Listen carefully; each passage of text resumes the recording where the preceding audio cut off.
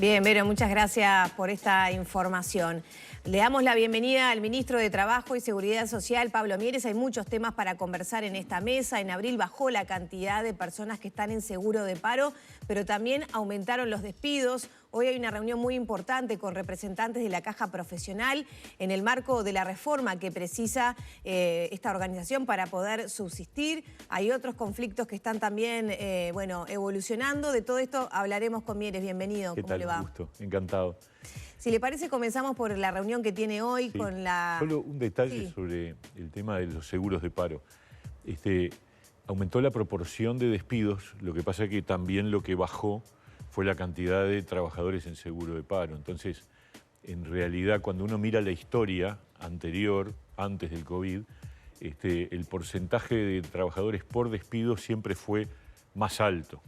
Lo que pasa es que en la medida que hubo una ola de situación de crisis en el empleo, había disminuido proporcionalmente, pero en términos de la proporción actual se está normalizando. Entonces sí, se incrementa proporcionalmente en un contexto de que disminuye el total.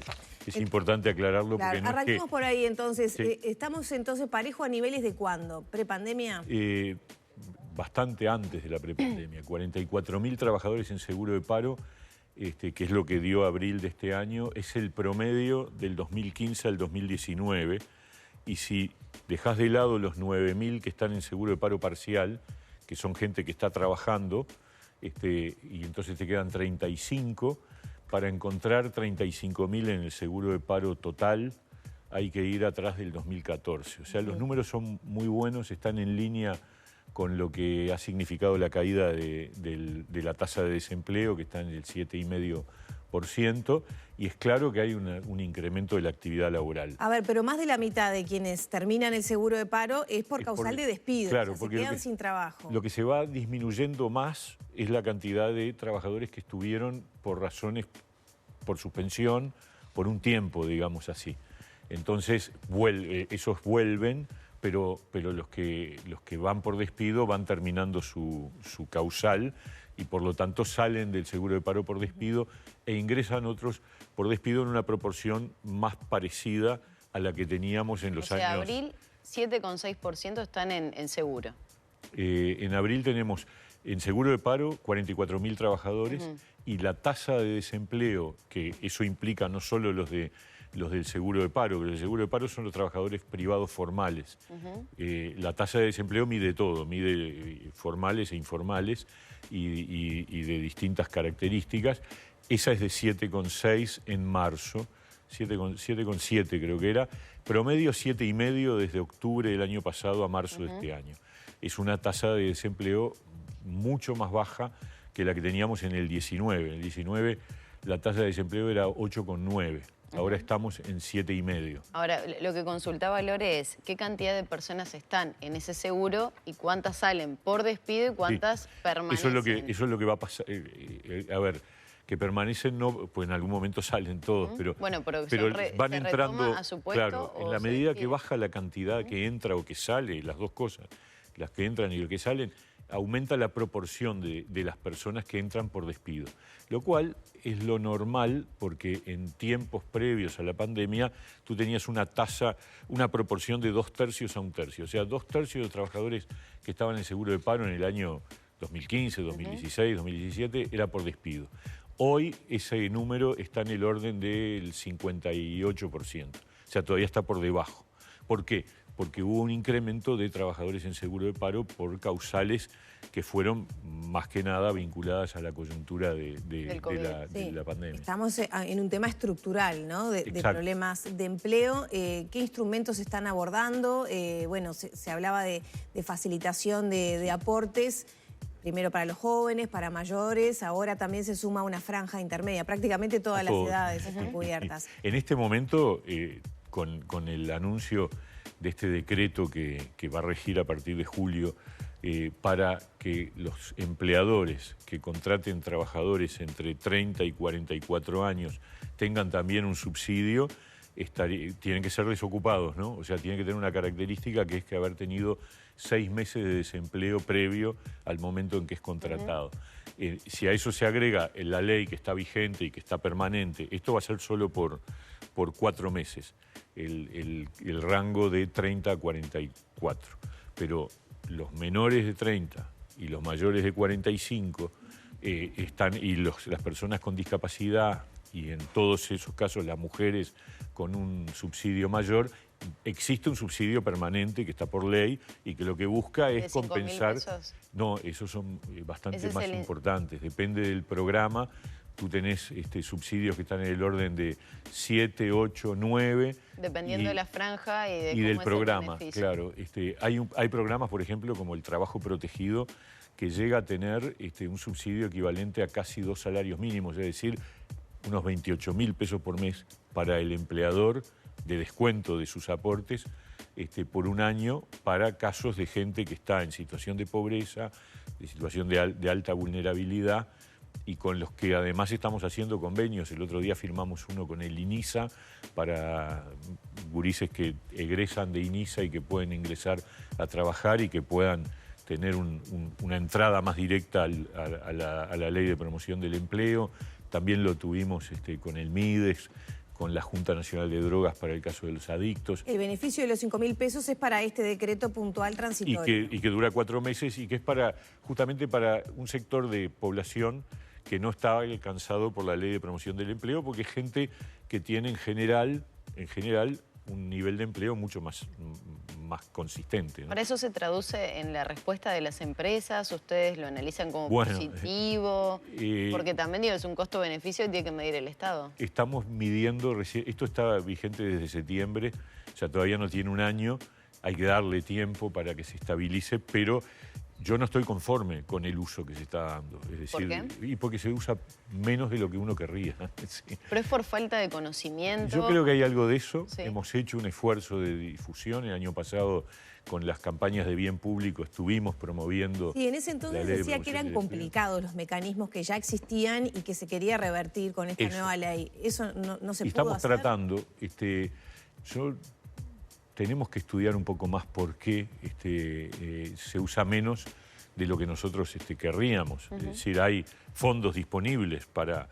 O sea, en la rendición de cuentas se tomaron en consideración 16 millones de dólares entre 8 millones del Fondo de Reconversión Laboral de INEFOP más 8 millones de rentas generales. O sea que este año tenemos 16 millones de dólares para aplicar a subsidios para el empleo para sectores vulnerables. Y es una manera de empujar una mayor equidad en el acceso al empleo. Mujeres, jóvenes, personas con discapacidad, parece que son 3 colectivos que claramente tienen una inserción laboral menos fuerte, ¿no? Sí, es un tema complicado y que me parece importante a todos, ¿no? Como sociedad, es importante reverlo para ver de qué manera incentivar. En pleno 2020, con la pandemia y muchísima gente en seguro, creo que fue hasta beneficioso aquello de los 5.000 pesos, ¿no? Creo que en aquel entonces tuvo su impacto. Seguramente estas últimas medidas tengan que reverse, entonces, ¿cómo se...? Es que hay que... A ver, nosotros ¿Las tenemos... empresas qué le dicen a ustedes cuando se le consulta por qué no? No, todos te hablan, beneficio? qué bien, qué interesante, pero el tema es que después se use. Porque a veces el tema tiene que ver con ¿Pero es porque prefieren incorporar otro tipo de trabajadores y se bueno, descarta el sin tema duda, de...? a ver, O las sin duda empresas que viven cuando... como una carga el aumentar la plantilla, aunque tengan beneficios. Sí, a veces no conocen, esa es la verdad. Estamos haciendo ahora un esfuerzo, bueno, ya lo hemos hecho, estamos focalizando en las cámaras empresariales, en las intendencias departamentales, porque llegan mucho a las empresas locales. Estamos buscando la manera de convertirlo en una cosa que se use mucho más. Yo creo que hay miedo también a la burocracia, a que me meto en esto y en realidad, ¿no? Quedo prisionero de esa porque el situación. ritmo de aprobación de estos caminos es muy rápido. Nosotros en 48 horas tenemos que hacer el estudio porque no podemos dar el subsidio si no se cumple con los requisitos, pero el estudio de los requisitos en el Ministerio de Trabajo se hace en menos de 48 horas. Y después ya se pasa, se autoriza y va para el BPS y el BPS empieza a descontarle a la empresa el beneficio. O sea, no hay ninguna cosa muy complicada, pero capaz a veces... ¿El BPS está cumpliendo con los tiempos? Sí, el subsidio se descuenta de de las obligaciones que la empresa tenga, ¿no? Ministro, hoy es un día de muchas reuniones. Una de ellas será con la Caja de Profesionales para avanzar, bueno, en esta reforma que se vuelve necesaria para su sobrevida, ¿no? ¿Qué va a pasar en esta reunión para hoy? Bueno, nosotros estamos llevando un proceso con el directorio de la Caja de Profesionales, donde primero nos presentaron cuál era la situación, luego nosotros les pedimos un paquete de medidas, ellos trajeron un paquete de medidas, nosotros elegimos algunas que nos parecían que eran las más adecuadas, les devolvimos nuevamente el planteo con alguna sugerencia adicional. Hoy vamos a tener un nuevo retorno. Entiendo yo que va a haber, digamos, respuesta a alguna sugerencia que nosotros le hicimos y también nuevas ideas de ellos, algunas más de corte coyuntural y otras que tienen que ver con la discusión más de fondo estructural, que tiene que ver con los parámetros, edades de retiro, tasas de aporte, tasas de retorno, en fin. Hay mucha cosa arriba de la mesa.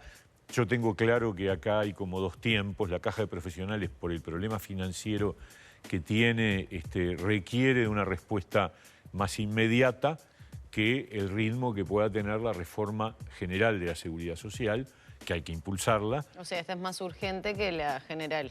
Digamos que tiene como dos partes. Una parte que tiene que ver con ver cómo acomodamos o resolvemos la problemática financiera, que es una urgencia mayor, y luego una etapa más estructural en donde ahí sí se acompasa con los requerimientos que tiene todo el sistema. ¿Son compatibles esos pasos? Sí, yo creo que sí. El tema es llegar a un acuerdo sobre cuáles son las iniciativas. Alguna de ellas ya el propio directorio la tomó. Reducción de algunos beneficios, ajuste de algunos costos. Todo eso se ha llevado adelante, pero no alcanza. Entonces, las medidas que hemos analizado están por el lado de algún aumento en los aportes de los activos y algún aporte de los jubilados. Bueno, esas dos medidas... ¿Qué es esto? Para ir ya como teniendo cosas más concretas, aunque todavía faltan definiciones. ¿Aumento de aportes de quiénes y más o menos de cuánto? De los activos, es decir... Todos los activos van a tener que pagar más. Esa es una posibilidad, es algo que el propio directorio nos planteó, que nosotros analizamos, incluso ahí hubo una discusión sobre cuánto, siempre el tema del cuánto es muy importante, porque además el objetivo es que los que están aportando sigan aportando. Entonces tú puedes aumentar la tasa de aportes, pero hay un punto de sensibilidad en donde, digamos, aumentar mucho el aporte puede significar que haya gente que deje de aportar. Claro. Bueno, y lo mismo el tema de cuánto pueden aportar los jubilados, los que ya están jubilados o los que se jubilen para adelante. Bueno, todo eso es parte de la discusión de medidas específicas que atañen a buscar el equilibrio de la Caja de Profesionales. Ahora, ministro, ¿cuánto, el porcentaje de ese aumento en los aportes? No sé si hoy vamos a definirlo. ¿Pero por dónde andaría ese aumento? No, la idea es que haya un aumento del aporte que sea razonable. Es decir, hoy se aporta el 16% sobre lo que son los honorarios fictos, que es la manera de calcular el ingreso teórico del profesional, que es toda una discusión más de fondo que deberíamos dar, porque uno de los problemas de la Caja de Profesionales más de fondo es que la realidad del colectivo profesional cambió mucho en los últimos años. Entonces, hoy hay un número de profesiones mucho más amplio y también una variedad en niveles de ingresos mucho mayor. Y la Caja tiene un sistema que es honorarios fictos. Se supone que cuando vos te recibís, a los 3 años te podés pagar, se supone que recibís un honorario ficto de tanto y después va aumentando cada 3 años hasta llegar a la 10ª categoría. Y que la queja es que nunca y eso va directamente proporcional a la realidad, ¿no? Y bueno, por eso. Entonces, porque cuando eso se definió así, era una época en donde la Caja de Profesionales tenía creo que eran 10 profesiones clásicas, que más o menos tenían una carrera, porque además eran menos la cantidad de profesionales, y eso nunca se ajustó. Yo creo que es uno de los grandes debes. Claro, cuando estás en la urgencia, entrar a este tipo de cambios más estructurales es riesgoso, porque vos cambiás el sistema y podés ahondar, si te equivocás, podés ahondar la crisis financiera.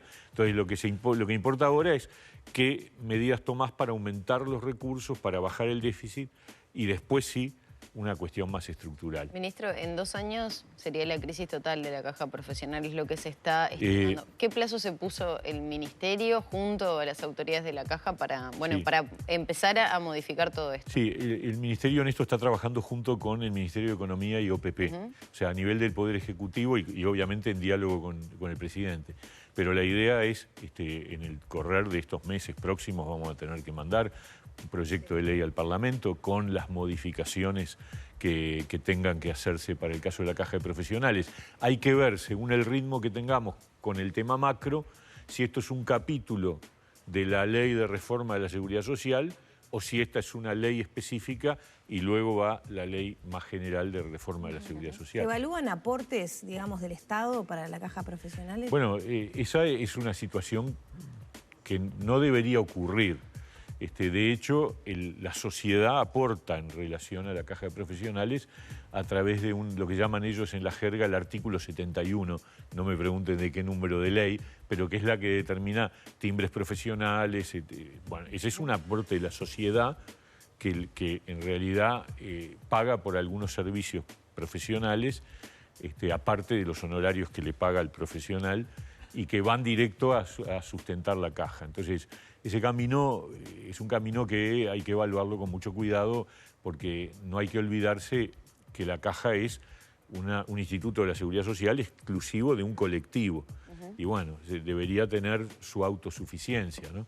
Ministro, rapidito, pues ya nos tenemos que despedir. Les voy a pasar un aviso. Mañana, o ahora si quieren, mañana presentamos el Sistema de Información del Mercado Laboral, que es un proyecto acordado con la OIT, que yo creo que es muy valioso, muy importante, porque lo que va a hacer es establecer la coordinación de todas las bases de datos sobre empleo, trabajo y todo lo vinculado a la actividad laboral a lo largo y ancho del Estado, para congregarlo en un solo ámbito, más todas las informaciones y la base de datos de las universidades, de las organizaciones sociales, de las cámaras empresariales, del PIT-CNT, para armar un sistema que permita tener digamos, un seguimiento y una información permanente sobre la evolución del mercado y sobre las tendencias del futuro. Bien. Presentamos mañana a las 12. Buenísimo. Le quería preguntar por la situación del Supergas y sobre todo de Riogas puntualmente, con estas jornadas de mucho frío, de descenso de la temperatura. ¿Qué información se tiene y si puede haber faltante de Supergas? ¿Qué evaluación está haciendo el Ministerio?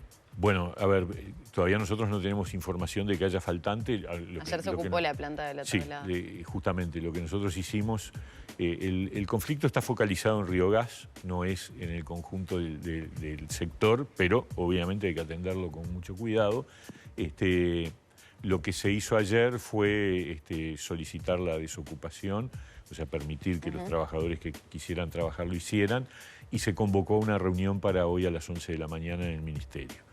La planta se desocupó ayer, estamos hablando de la planta de Riogas, y bueno, vamos a ver qué pasa hoy en la reunión entre la empresa, los trabajadores y el Ministerio. ¿Qué afectación está teniendo la cosecha de soja? Que ayer había quejas de los empresarios de que no podían secar granos justamente por la falta de combustible en este conflicto. Yo no tengo información precisa de si hay o no afectación. Sí hay riesgo y hay preocupación, sin ninguna duda. Una de las ramificaciones que tiene el abastecimiento de gas y de supergas, no es solo y muy importante para las viviendas, para las personas, para la vida doméstica en tiempos de invierno, cuando la gente se calefacciona muy frecuentemente a través del supergas, y también cocina a través del supergas, entonces es muy complicado el tema, y además tiene esa otra ramificación productiva que es extremadamente importante. Estamos viviendo una cosecha de soja excepcional, récord, y no puede ser que por un problema de abastecimiento interno vinculado a una situación de conflicto, eso se ponga en riesgo, ¿no? Ministro, ¿cuán cerca estamos de que se termine el conflicto en el puerto? En este momento estamos en una situación de impasse, es decir, hubo una propuesta del gobierno que fue analizada, hubo incluso actas, preactas, llamémosle, para el cierre del conflicto. Las medidas se dejaron de tomar a partir del viernes pasado y hoy la palabra está en manos del SUPRA, del sindicato portuario, No hay una declaración de cese del conflicto, pero tampoco hay medidas hoy arriba de la mesa ni anunciadas. Muchas gracias. Encantado. Gracias. Cerramos por aquí la entrevista con el ministro de Trabajo y Seguridad Social, Pablo Mieres. Ya son las 9 de la mañana, 20 minutos.